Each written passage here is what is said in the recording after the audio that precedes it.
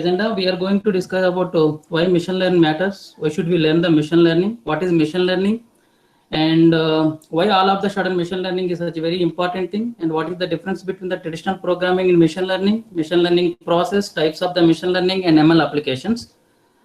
If you see the present world status, I mean, the world is changing very dynamic than ever before. I mean, you must also heard that, you know, data scientist is the one of the sexiest job by the 21st century. And this is the, and this kind of, you know, dynamic, this kind of change is also, you know, somehow confirmed by the industry top leaders like Amazon and, you know, Google. So this kind of, you know, industry disruption has given two kinds of, you know, directions for two kinds of news or two kind of directions. One is the negative side of, you know, news, and on the positive side news. What is the negative side news is that in the negative side, we are losing most of the jobs by the concept of automation or the concept of artificial intelligence. And at the same time, there are a lot of jobs are getting created which can run these technologies. So what kind of jobs under threat? You know, the jobs required only in operational nature, they are also getting, you know, threatened by the concept of the automation. These are the most of the blue collar jobs. So what I mean by automation, automation is basically if something is repeated in nature, somebody will write some kind of, you know, function which will automate everything. So this kind of automation is majorly, in fact, the you know, blue colored kind of jobs. But other than that, there is one more disruption we are showing, that is the, you know, artificial intelligence.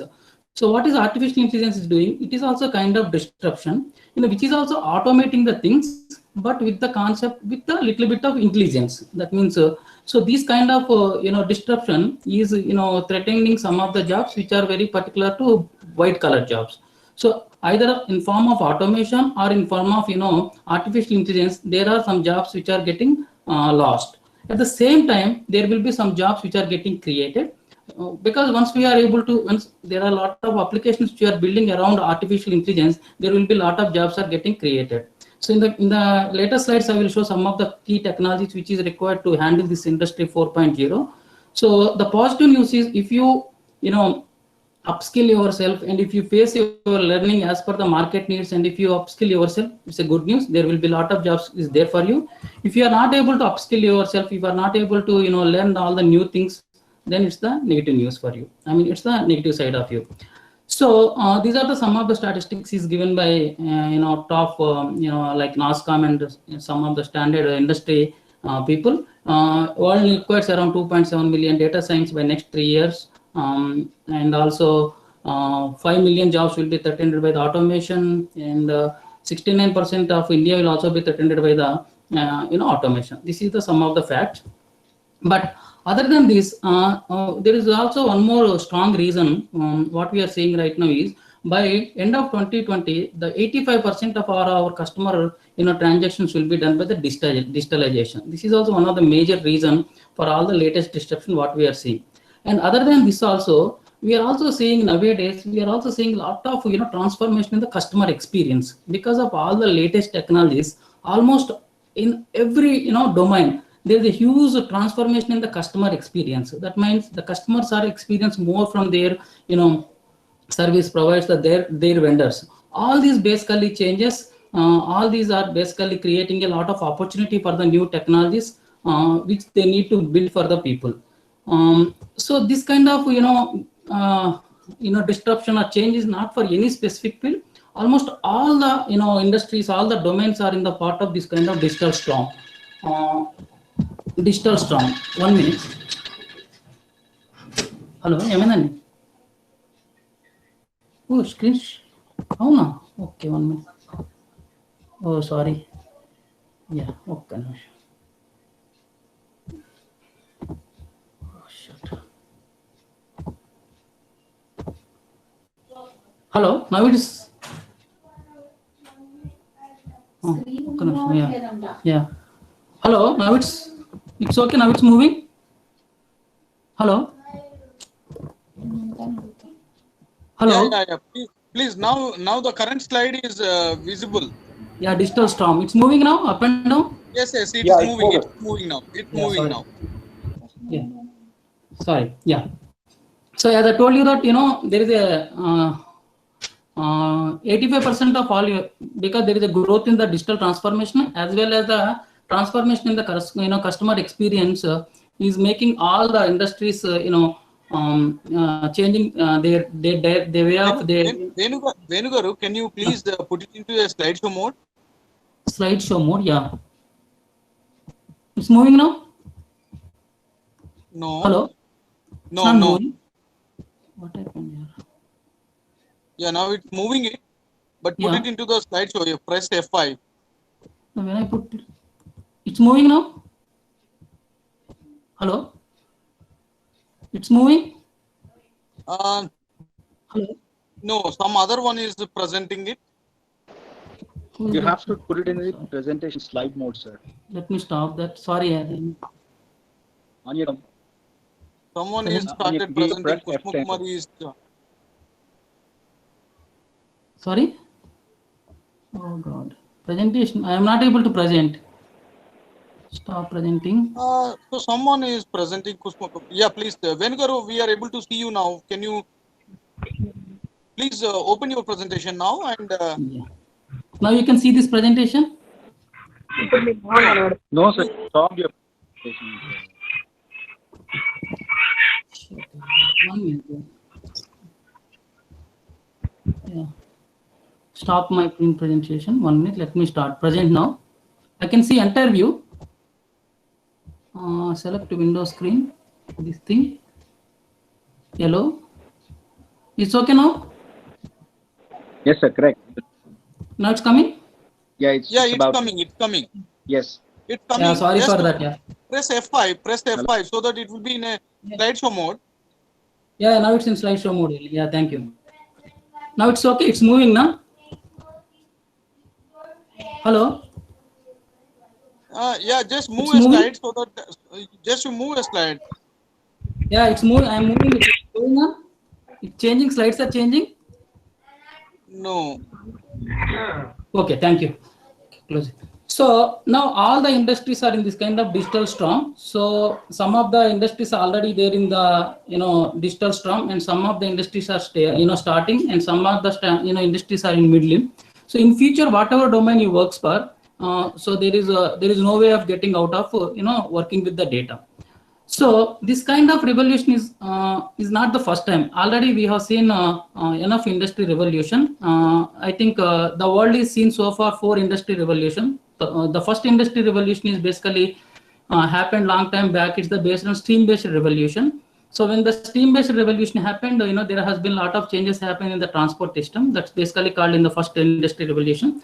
The second industry revolution is basically electricity-based revolution. When the electricity was invented, the people found a lot of products based on the electricity, and it basically reduced the human, physical stress of the humans. That is one of the major industry revolution. The third industry revolution is basically IT, revolution, IT industry revolution. The fourth industry revolution, what we are seeing is basically called artificial intelligence industry. The fourth industry revolution, what people is called industry 4.0, which is the combination of artificial intelligence, big data, IoT, and cloud technologies.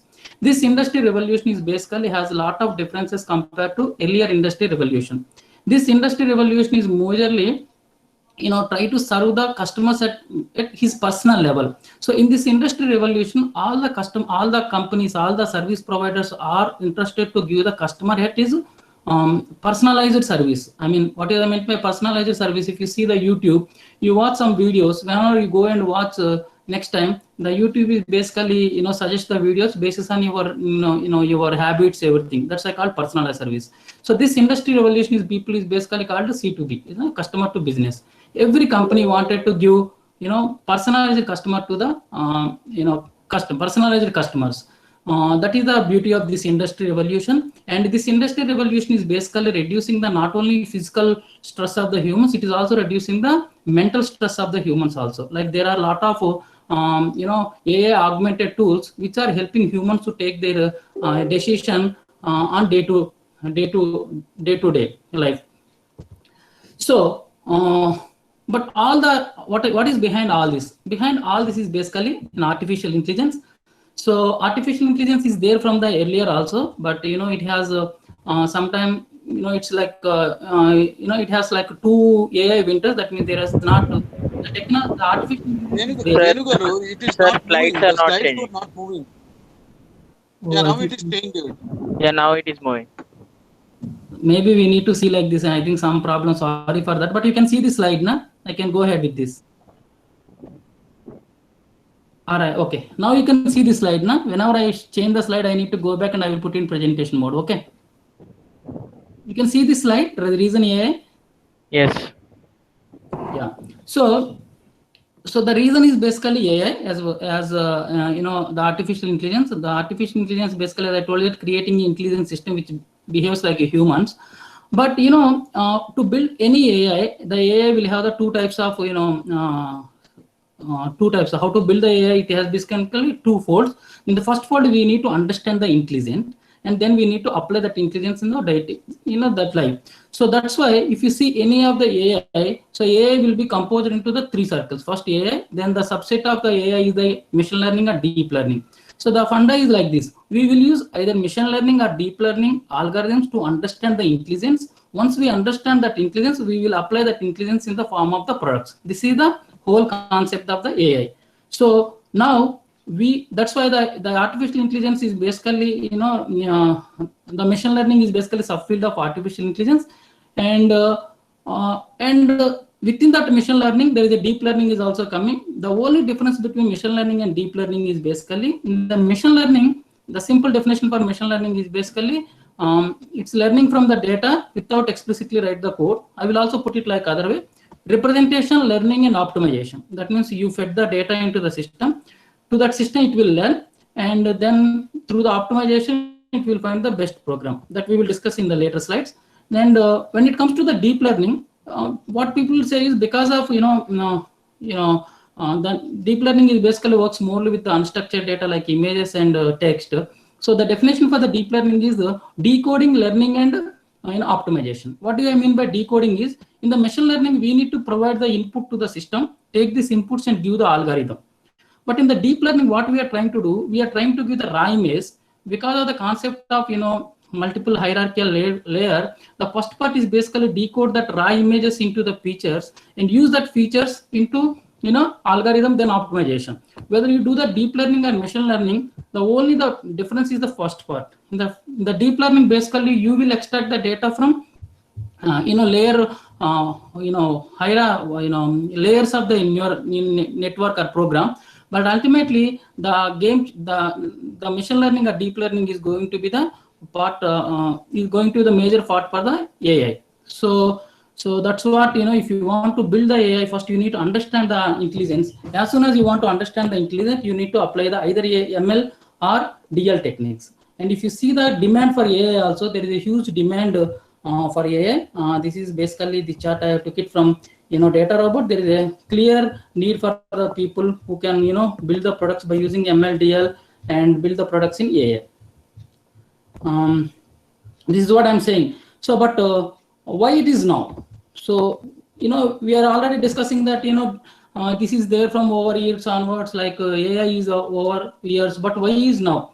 See, if you see, maybe after 2007 onwards, we have seen the clear trend in the data explosion. So we are seeing the era of data explosion era, where we are seeing a lot of data, huge data, big data, text data, variety of data, and lot of information available. So all of the sudden, the industry has seen a lot of data. Hence, you know, there has been a lot of lot of changes happened in this era. So that's why people will say data is oil, data is electricity. So why people will say that once data is oil, data is electricity, with the data we can make a lot of products and we can use that product for the human usage. Similarly, even though the technology, the algorithms are there in the past, but there is not enough data to support or to build the application. But whatever happened off late, because of various these things, there is a huge data availability is there, and hence people are trying to build the product to use the data. So that's why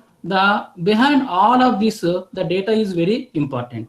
So that's the reason now AI. So now once we have the data, so now we are able to build a lot of applications which can run the based on the data. That's why people will say data is oil, data is electricity. As per some of the interesting statistics, I think this is like 2-year statistics. 90% of data is captured last 2 years. Out of 100%, 90% data is captured 2 years, but this is like a old slide. But now every, I think 14 to 16 months, the data is getting doubled. And what are the three major reasons for this is basically, one is like unstructured data, second one is the sensors, third one is that the memory devices are getting cheaper and cheaper. Because of all these three, everybody is able to capture the data. Once we have the data, I think there is always pressure to build the, there is always pressure to find utility from the data and use for the better customer services. That's why now all the companies are capturing the data. Hence, there is a huge opportunity for the people who can build these kind of applications in future. Right now, if you see any of the machine learning or artificial intelligence product, you can see top products is coming from top 5 to 6 companies. Why they are able to produce those kind of products? Because they have data. So now everybody is capturing the data. I'm sure in future everybody want to build their own products. So that's why we can see there is a clear demand for the people who can run. You can take the data and build the applications through the data. And other than that, there are also a lot of computation power increases. We are also seeing a distributed computer system like Hadoop and other technologies, and also GPUs and TPUs came into the picture, which can completely take in, completely change the processing speed. And that's why we can see last 7 to 8 years is the big game changer in the industry. So this is what what is happening in 1 minute in internet. This is what we are able, I can share this slide. You can also see this is what is happening in 1 minute statistics in internet. This is how we are capturing the data. I think you can be able to see this slide. Yeah.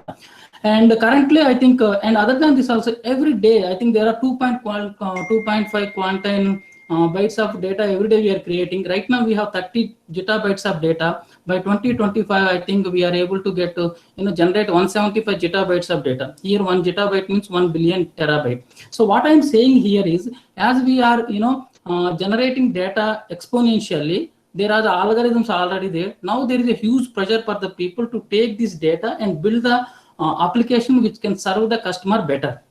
So, and this is what I am also talking about. With the concept of Internet of Things and sensors, the number of devices connected to the internet is also increasing day by day. And this picture itself shows how that memory devices are costs are getting cheaper and cheaper.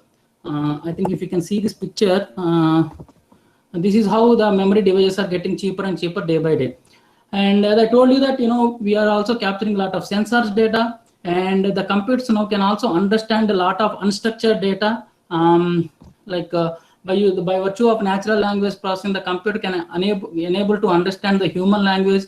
By virtue of computer vision, the computers can also understand image data. By virtue of sensors, we can also do a lot of streaming data. Like all this basically give a lot of opportunity for the people who can come up and take the data and build the products. But what I'm saying is, whatever data you are working with, the text or image, once you convert the data, so obviously you need machine learning algorithm to build the product out of it. That's why machine learning is very important. So what I'm saying is, because of all the innovations, is completely changed the industry 4.0, is completely changed the companies how they are operating. Earlier, most of the companies are in the reactive, but now with all the advanced data, all the companies somehow become proactive. Now, earlier, most of the reports are static. Now, most of the reports are dynamic, on the moment, online moment, dynamic. They are all dynamic and at the moment, online. It's not about the volume. So, it's not about the volume. Now, all the people are thinking about the value. What is the value we are providing to the customer? Earlier, people built to technology for the business. Now, people are building business around the technology. What I mean is, as there are a lot of sensors are getting data, what should I do with the data? Can I build any application around it data? Can I use that application in my building? This is one of the major disruption, major change what we are seeing in the industry 4.0. People are building business around the technology. Earlier it's like once you have the technology, from the technology they used to build the business. Now it's the other way around.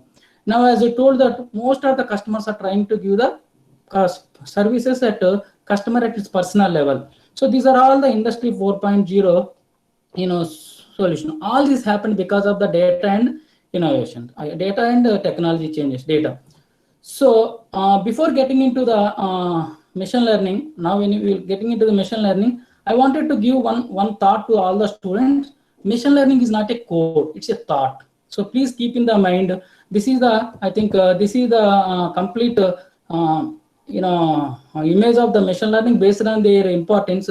So if you see, the code is very small part, but most of the people are under misconception that code is going to the everything, and they're putting a lot of time on this. But I wanted to tell that machine learning is not a code; it's basically a thought. Okay. So with that, let's start. What is machine learning?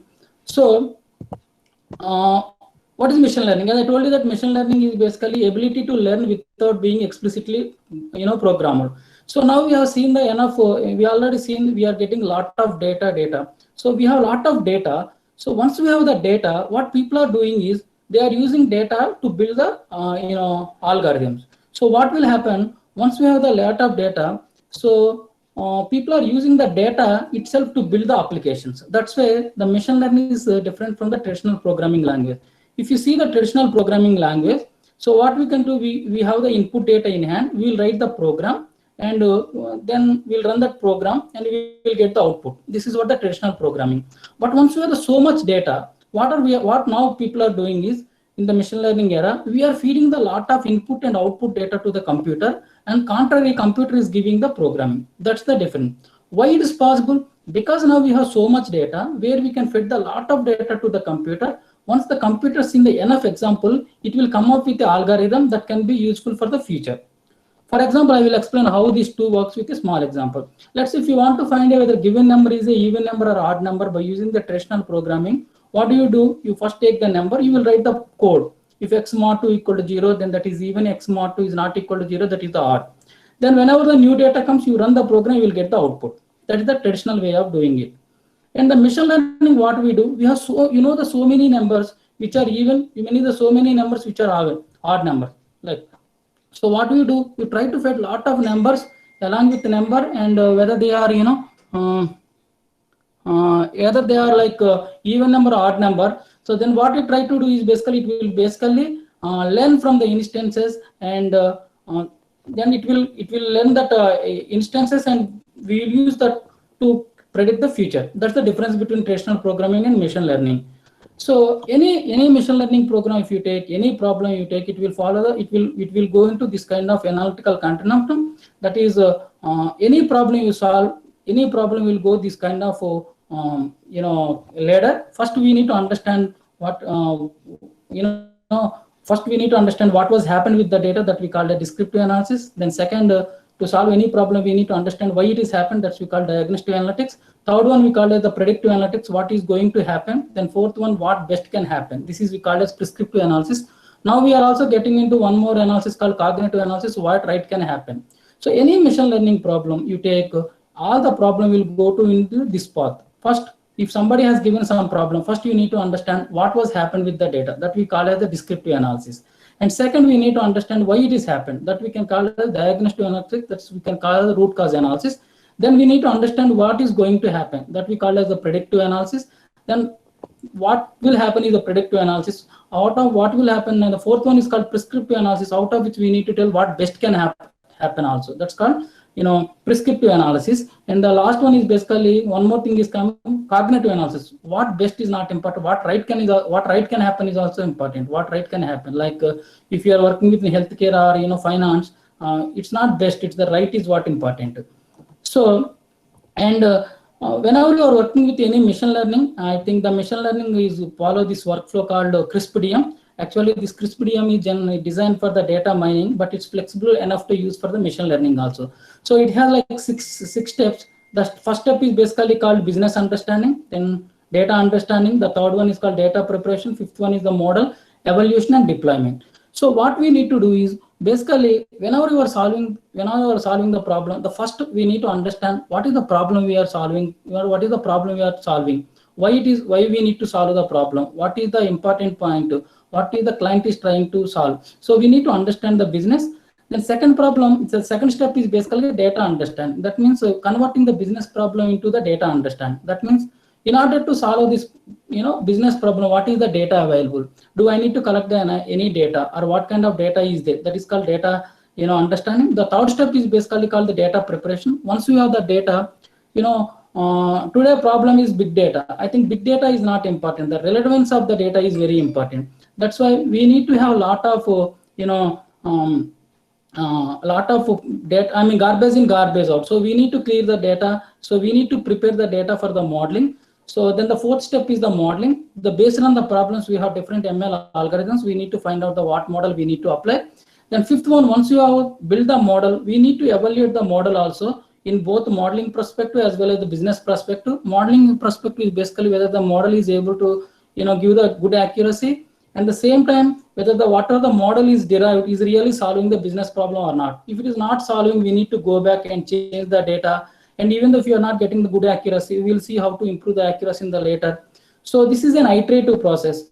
So once you are happy with your model is evaluated on the both business front as well as data front, then you need to put that data in the deployment. So this process is called CRISP-DM. This is called cross-industry standard protocol data mining, and it can be flexible enough to use for both data science as well as machine learning also. And these are the various steps what I discussed now: understanding the business problem.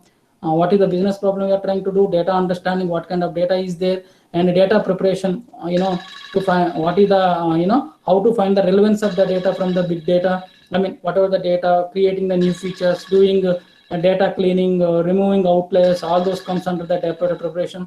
Then we will go into the data modeling. Once we fit the model, then the next step is the data evaluation. In the data evaluation, we basically see whether the model is validated in the both business as well as algorithm perspective, then deploy the model. And this is what most of the people will feel that in the ML the modeling part will take the most of the time, but it is not right. The most of the time will be taken by the data preparation. That's why I think in future the data literacy is going to be very useful. I think that is the core skill where most of the companies are looking for. Today we have so much of data, so to create valid data.